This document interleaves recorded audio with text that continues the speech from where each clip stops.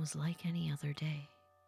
I returned home from the office, exhausted from the day of spreadsheets and false customer service facade that was required at my menial job in the city. I pulled into my hour driveway, the podcast I was listening to droning in the background, a white noise for my extensive commute home. I shut off the car, sighed heavily, gathering my belongings from the car before opening the driver's door and locking up. The walk to our home was a brief few steps to the front door up our paved pathway. My keys jingled as I fiddled with them, looking for the house key prior to sliding it into the lock. The mechanism clicked loudly as I turned the key, pushing the door open. "I'm home," my voice echoed through the seemingly empty house, which was strange because my wife and 2 children should be home. Samuel was 7, and his sister Charlene was 3. The lack of noise was highly uncharacteristic. Pew, pew, pew! Samuel jumped up from his hiding place behind our couch, brandishing my handgun and aiming it at me as he continued to make fake gun noises and pretending to feel the recoil of the pistol. Sweat immediately beaded on my forehead. That handgun should have been hidden away in my sock drawer. We kept it in case of a home invasion, and it was loaded. The situation I found myself in was a perilous one, as anyone who has children knows that everything is a game to them. "Sammy, where'd you find that? Let's go ahead and put the gun down for Daddy, okay?" Tried to keep my voice calm as I spoke to my firstborn. I could feel the puddles of sweat in my armpits as I gently set my belongings down and walked towards Samuel. "Pew, pew, pew! No, Daddy, you're a bad guy and we have to shoot bad guys."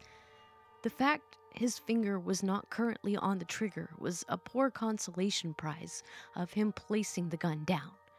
I slowly inched closer. Before I could get close enough to Samuel, he wrapped his finger around the trigger and pulled.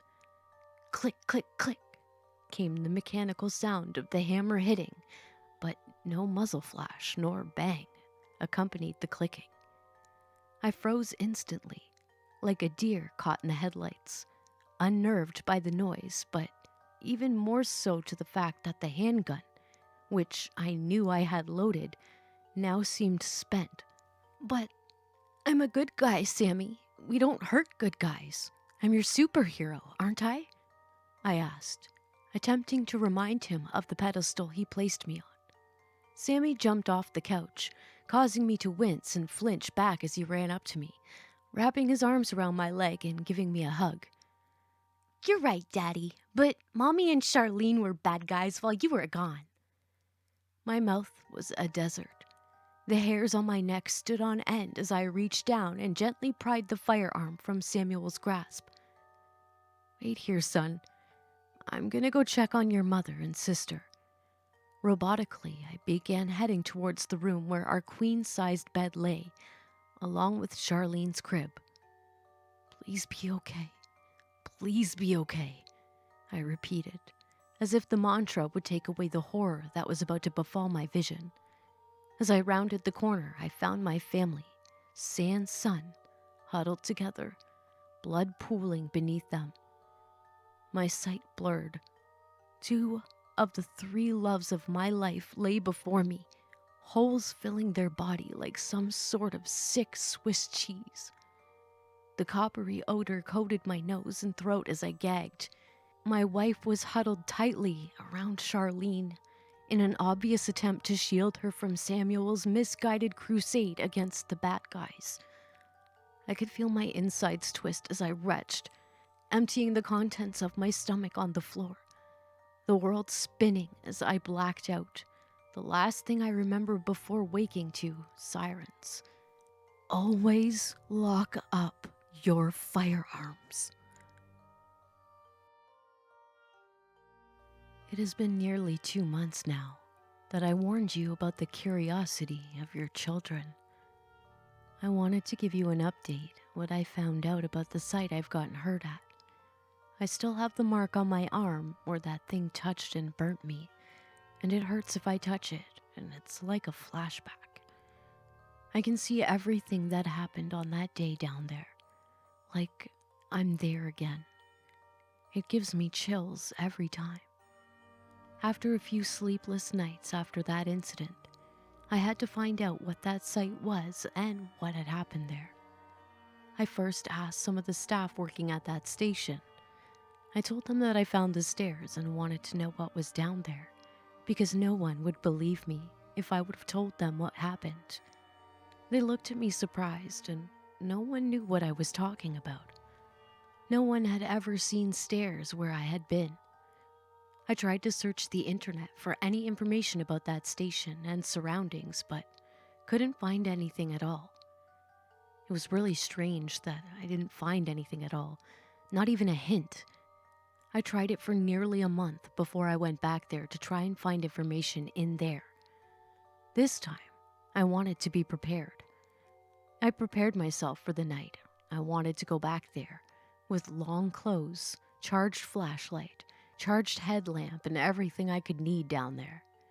I couldn't go back there during the day because I didn't want that anyone could see me. No one should know about what I wanted to do or where I was. I went there in the middle of the night. I parked my car near the tracks and at the edge of the forest. I took my stuff and walked slowly along the tracks to the place where the stairs were. It took me a quarter of an hour to finally get there. I saw the hole in the ground, walked in front of the stairs, and looked down. Some memories flashed up in my head and I winced. I took a deep breath, took my headlamp out, and attached it to my head and turned it on. I then slowly walked down the stairs into the darkness. Reaching the bottom of the stairs, the sulfur smell from last time came back and goosebumps ran down my neck. I walked a bit down the tunnel until I had reached the door and opened it. I looked inside and saw a black concrete structure, like it was burnt. There was some stuff lying around on the ground that looked like burned, and lots of ash. I thought that there really had been a fire there. Maybe someone burned alive? I had walked further into this part of the underground structure to find more. It really looked creepy. The smell had been really bad. I couldn't recognize the smell at all. The look around just told me that that part wasn't wide and it looked like an underground storage for maybe stuff for the conductors for the train and railroad workers. Some metal shelves on the left side were bent that bad that it had to be a fire that caused all the destruction here. I had felt a warm energy behind me, tried to stay calm, and ignored it, went further into the tunnel until I found another door. On the walls, I had seen some pipes coming out of this room. It had a look like some gas pipes. I had tried to unlock the door, but I couldn't. I had looked around and found a sign on the door. I had cleaned it up a bit, and it had been stating a date, 13/03/1953. I pulled a screwdriver out of my bag and tried to unscrew the sign. It didn't work, so I had to tear the sign off the door and put it in my bag with the screwdriver. I finally had enough of this creepy place with the energy getting closer again and turned around and just went as quick as possible to the door. I had closed the door behind me and ran up the stairs and walked back to my car and home. After I got home, I wrote the things down I had seen. The date gave me another hint I needed to maybe now find some information about what had happened there. I went straight to my computer, turned it on, and got some coffee. Before you ask, yes, I could have done the search on my cell phone, but it is more comfortable to search information like that on the computer. I opened the browser and typed in the date and the region that the stairs are. The browser showed me straight up some information with pictures from that place. Finally, I could get some answers about what had happened there. The article I opened was from Saturday, 14th of April, 1956, and showed some disturbing pictures from the site and lots of manpower from the fire department. The construction for this place had been completed in February 1953, and the date on the door was the first day they used this as an underground working place and depot for railroad workers.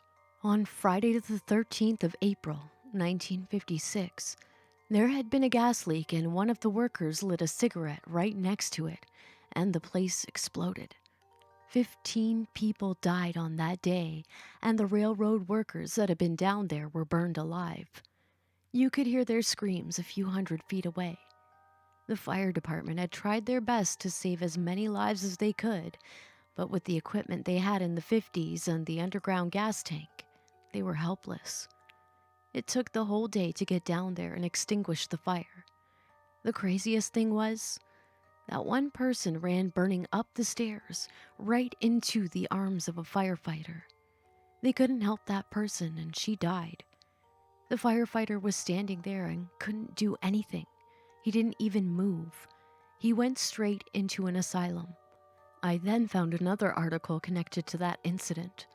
After they couldn't use that underground site for railroad workers anymore, they poured concrete in there in the mid-60s in order to expand the railroad tracks.